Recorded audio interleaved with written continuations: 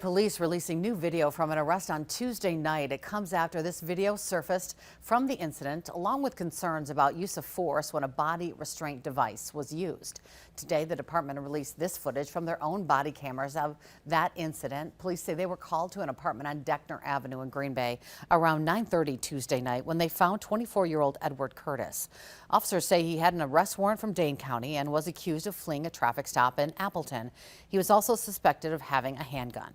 The department says while officers were trying to take Curtis into custody, he began to break away and kick at officers, and that's when they decided to use restraints.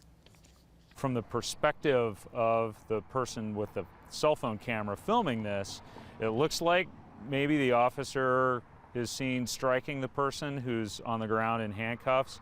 But when we look at the body camera footage, what he's actually doing is tightening the straps on the leg restraint. Chief Davis says paramedics were on the scene and Curtis was first taken to the hospital before being taken to jail. Curtis has now been charged with 8 counts related to the incident this week. It includes receiving a stolen firearm and obstructing an officer as well as disorderly conduct.